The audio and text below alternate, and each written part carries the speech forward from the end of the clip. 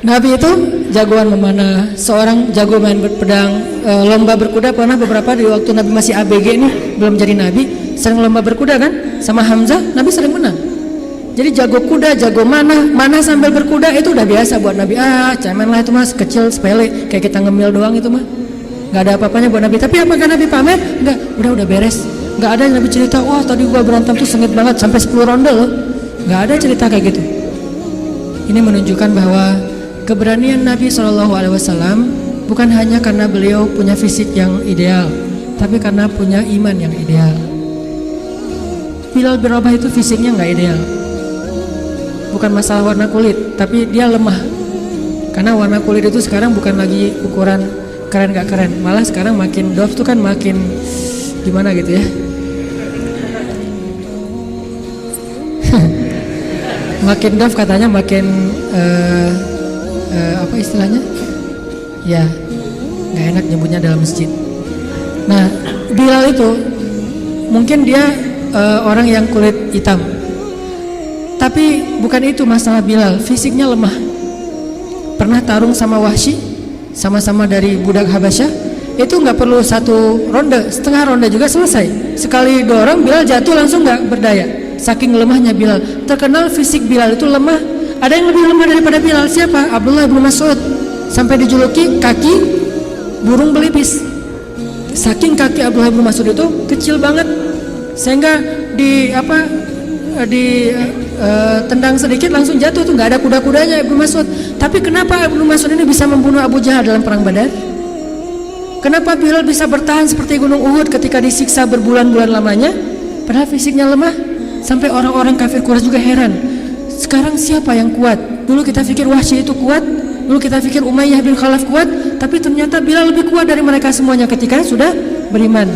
Lalu ketika mereka bertanya kepada Bilal, ya Bilal, setan apa yang merasuki kamu tiba-tiba kamu jadi orang yang tangguh? Kata Bilal, iman, bukan setan, iman yang masuk ke dalam hati saya, dan itu meneguhkan seseorang. Watsabbit aqdamana, dari sabat. Makanya teman-teman, kalau kita mau nggak gampang panik, mau woles, mau survive, mau tough menghadapi masalah, mau terisi jiwa kita sehingga kita selalu punya hope, punya harapan dan tidak pernah berputus asa, isilah hati kita dengan iman kepada Allah. Gimana mengisi hati kita dengan iman? Belajar yakin sama Allah.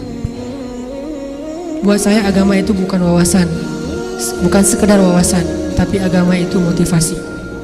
Karena kita udah belajar banyak wawasan agama, kalau nggak ada dorongan motivasi nggak beramal juga. Kita butuh motivasi agama, motivasi akidah, bukan ilmu akidah doang. Motivasi fikih bukan cuma tahu hukum fikih, motivasi akhlak bukan cuma tahu norma-norma akhlak.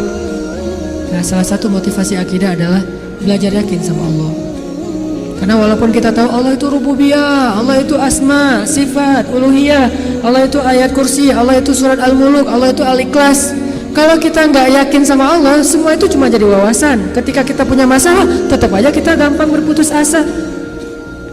Jadi putus asa nggak putus asa, bukan dia berstatus ustadz, LC, MA, doktor, ulama, tapi siapa yang diantara mereka paling yakin dan berserah diri kepada Allah SWT, itulah yang bertahan. Nanti silakan baca di dalam Al-Quran kisah-kisah ketika para sahabat terjepit, ketika para sahabat dalam keadaan lemah. Apa yang membuat mereka kuat?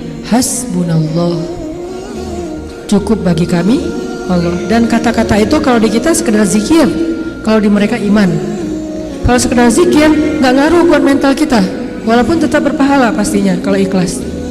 Tapi ke mental kita nggak ngaruh. Kita udah bilang hasbiallah, hasbiallah. Kok saya masih galau Ustadz? Berarti belum jadi iman, belum jadi belief, belum jadi faith.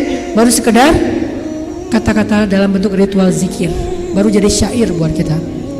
La haula wala quwata illa billah, subhanallah, alhamdulillah, Allahu akbar. Baru jadi syair-syair yang berpahala buat kita, tapi belum menjadi motivasi dan keyakinan di dalam hati kita. Belajar yakin.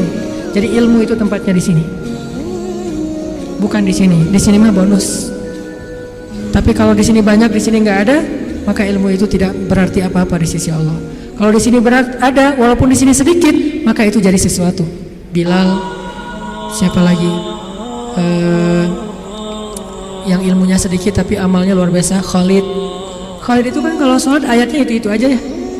Asal sholat al-ikhlas, asal sholat al-ikhlas. Kita banget lah pokoknya. Jadi ada teladan nih. Kenapa lo ikhlas terus kayak Khalid? Khalid itu kalau sholat ayatnya ayat pendek gitu. Sampai orang komplain, kan dia sebagai amir ya, sebagai komandan militer, begitu sholat di lapangan, di tempat peperangan, dia ngimamin sholat. Orang udah bisa nebak, lihat aja ya, pasti kalau nggak al-ikhlas al-falaq an-nas. Kayak kita banget lah pokoknya, al-ikhlas al-falaq an-nas. Dan itu udah otomatis, nggak sengaja lagi, udah kayak gitu, emang udah ngalir satu paket. Sholat pasti itu. Sampai orang komplain, Khalid, kangen lah sekali-kali ganti ayat yang lain, sekali-kali ayatnya yang panjang gitu biar kita lebih semangat.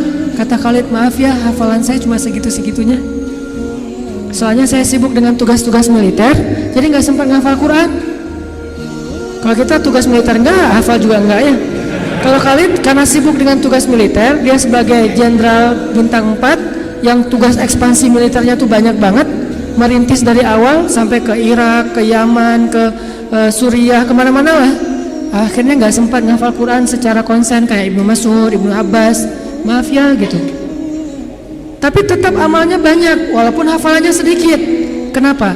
Karena ilmu buat mereka tempatnya bukan di dalam wawasan kepala,